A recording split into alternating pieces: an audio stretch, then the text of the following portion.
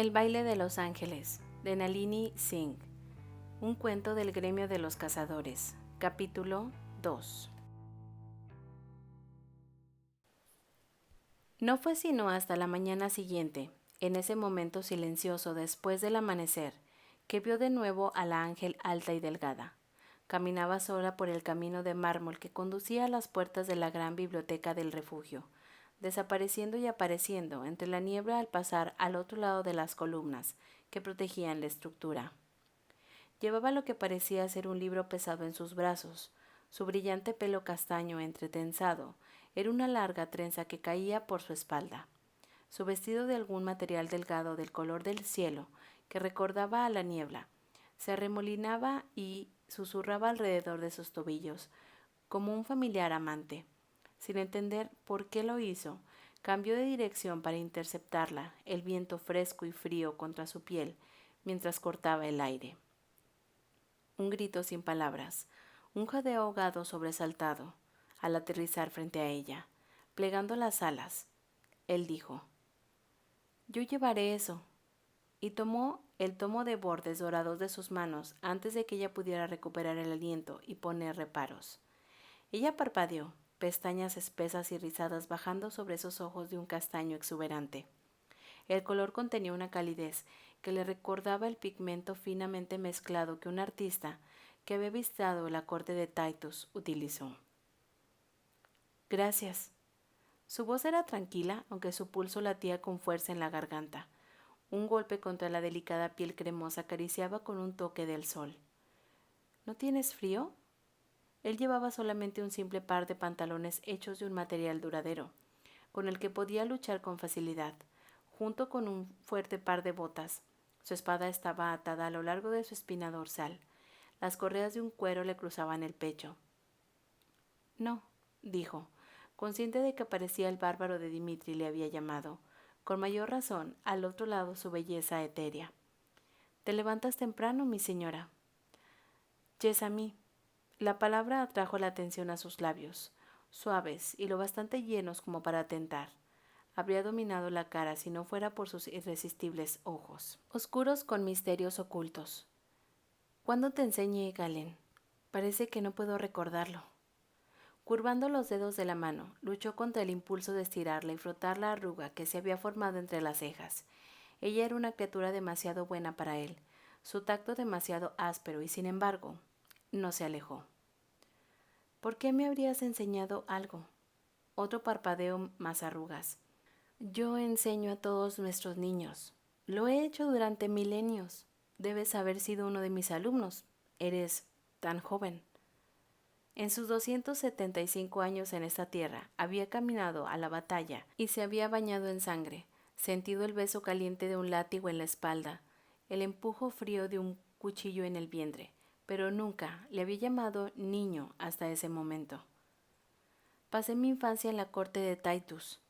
Era inusual para un niño crecer fuera del refugio, pero nadie se habría atrevido a hacer daño al hijo de dos guerreros, un niño al que él mismo Titus había puesto bajo su protección. «Tuve un profesor particular», agregó, porque no le gustaba la idea de que ella pensara que era un salvaje ignorante. «Ahora me acuerdo». La voz de seda líquida de Yes-a-mi se vertió sobre él como una caricia involuntaria. «Tu tutor era un antiguo alumno al que recomendé para el puesto. Me dijo que te enseñó a solas». «Sí». Titus no había querido que la suavidad femenina de unas hijas afectara el desarrollo de Galen. «Una vida solitaria». Él se encogió de hombros porque había sobrevivido y había crecido fuerte. Había sido un luchador capaz a una edad a la que la mayoría de los ángeles eran considerados todavía niños. Tal vez no hubiera tenido los compañeros de juego habituales, pero era todo lo que sabía y una vida que le había transformado en el hombre que era hoy. Ese hombre quería inclinarse, inhalar el aroma de la curva del cuello elegante de Yes-a-mi. «Te escoltaré el resto del camino», dijo, en lugar de ceder el primitivo impulso. Yes-a-mi se puso a caminar al lado del grande y físicamente abrumador ángel que levantaba las alas del suelo con facilidad y sin esfuerzo. Sabía que no era una elección consciente, sino que era la formación afilada de un guerrero. Nadie podía hacerle tropezar usando sus alas, Este hombre había mirado el libro que sostenía como si fuera algún objeto extraño. ¿Lees?, preguntó ella sin pensar.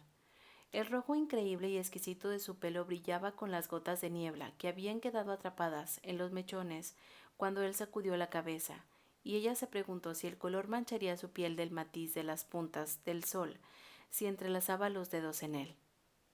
¿Puedo?, añadió casi con brusquedad, pero no es de mucha utilidad en mi mundo. Un inesperado roce de calor en sus pómulos. Mis habilidades de lectura están oxidadas en el mejor de los casos. Jessamine no entendía cómo alguien podía vivir sin palabras, sin historias, pero había estado enterrada en el refugio durante miles de años.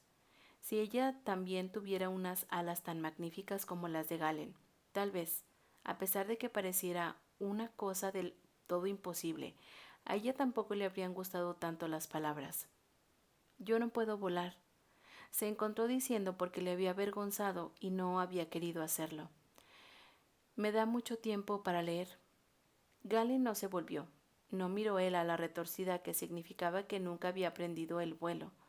Care, su mejor sanador amigo, había tratado de curarla 1 millar de veces a lo largo de los años. Su fuerza crecía con la edad, pero su ala izquierda siempre se formaba con la misma forma retorcida. Independientemente de cuántas veces fuera rota y restablecida o extirpada, vuelta a crecer, hasta que ella había dicho basta. No más, no más. Tu incapacidad para volar, dijo Galen, incluso mientras luchaba contra el eco doloroso de una decisión que le había roto el corazón. Es evidente. Ella abrió la boca. Nada había sido nunca tan cruel sobre su discapacidad. La mayoría de la gente prefería fingir que no existía y ella no les presionaba para que lo reconocieran. ¿Cuál era la razón de causarle tal malestar? En cuanto a los que habían estado bajo su cargo, incluso aquellos como Ilium, que una vez habían sido uno de sus alumnos, ellos solo la habían conocido como Jessamine, que tenía una ala torcida y a quien tenía que comportarse, porque no podía seguirles por el cielo. Todo lo que ella tenía que hacer era salir del aula y levantar el brazo, e incluso el maestro travieso de los niños regresaba a la tierra de inmediato. Sin embargo, pensó, mirando de reojo al gran macho al que no podía imaginar como un chico solitario, abriéndose camino en una corte llena del estruendo de espadas y los gritos de combate, habría hecho exactamente lo que hubiera querido.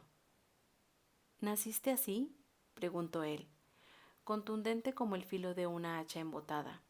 Jessamine decidió que no estaba siendo grosero, al menos no de manera intencionada. La sutileza, como Ilium habría dicho, no parecía estar en el vocabulario de Galen.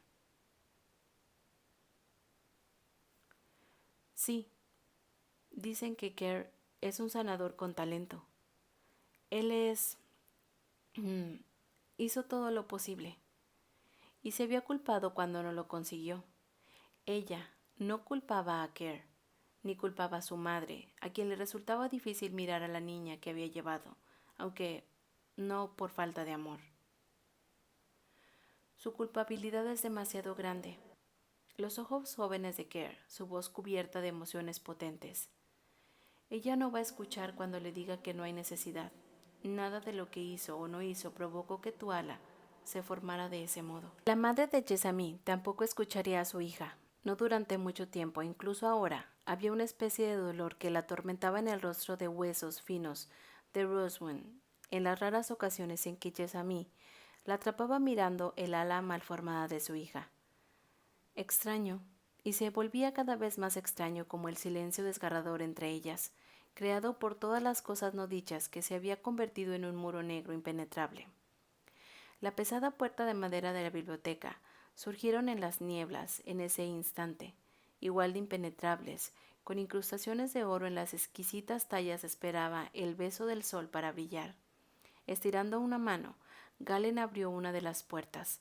Las cuerdas de los músculos de su brazo se flexionaron y tensaron de un modo que le secó la boca. Su corazón latió con fuerza contra las costillas. Sacudida por la profundidad y la rapidez de su respuesta, sin lugar a dudas física y carnal, Desvió la mirada y tendió la mano pidiendo el libro. ¿Comes?, preguntó él, deslizándole en su espacio una mirada dorada en sus ojos mientras le recorría el cuerpo. El pulso oscuro de la atracción se transformó en aguda irritación. Como mujer joven, había tratado de hacer todo lo posible en su poder para poner más carne en sus huesos, pero sin éxito. Así era como estaba destinada a ser. No, dijo con hielo en su tono, prefiero morir de hambre. Y entró en la biblioteca, segura de que la exasperaba aquel hombre, y había sido criado por los lobos. No mucho tiempo después, cuando las llamas del sol habían quemado la niebla para revelar las manchas brillantes de metales preciosos, incrustados en los edificios de mármol del refugio, Galen vio las alas distintivas de Ilium barrer sobre el desfiladero. El ángel atravesó nubes y sobrevoló montañas, donde nada ni nadie vivía. Una mujer, dijo Dimitri a su lado. El viento le apartó el cabello negro de la cara para revelar una peligrosa belleza masculina. O eso había oído Galen a más de una ocasión. Ángel y vampira. Mujer. Lo que Galen veía era una despiadada especie de fuerza que exigía respeto. Mortal, añadió el vampiro. Galen podría no ser como hablar con las mujeres que no eran guerreras, pero nadie jamás le había acusado de ser estúpido. ¿Te preocupas por él? La mirada de Dimitri permaneció en las nubes donde el ángel había desaparecido. Los mortales mueren, Galen. Este se encogió de hombros. También nosotros. Los mortales le llamaban inmortales, pero los ángeles y los vampiros podían morir, solo que conllevaban una gran cantidad de esfuerzo. ¿Ella le hace feliz? Sí, demasiado. Galen no le pidió detalles. Había conocido inmortales que habían caído por mortales, visto cómo lloraban cuando las vidas de esas luminosas luciérnagas se apagaron. Él nunca había sentido un amor tan profundo, pero podía comprender el dolor. Yesami, dijo, su mente en una mujer que no era mortal, pero cuya forma esbelta parecía demasiado vulnerable para la paz de su mente. ¿Tiene algún amante? La sofisticada elegancia de Dimitri se rompió para revelar asombro. ¿Qué? Yesami, repitió pacientemente. ¿Tiene un amante? Ella es la maestra. ¿También es una mujer? Y si los hombres a su alrededor habían sido demasiado estúpidos como para notarlo, Galen no iba a perder el sueño por ello. Una pausa de sorpresa, una sacudida de la cabeza que Dimitri que hizo que los reflejos negros azulados destacaran bajo el sol. No, respondió el vampiro finalmente. No tiene amante por lo que sé. Bien. Dimitri siguió mirándole. ¿Te das cuenta de que ella tiene más de 2500 años?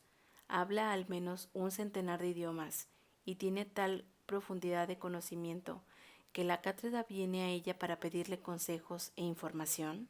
Galen no tenía ninguna duda de que todo eso fuera verdad. No es mi intención entrar en un curso de inteligencia con ella. No, él la quería de una manera mucho más primitiva. Dimitri dejó escapar un suspiro. Esto deberá ser interesante.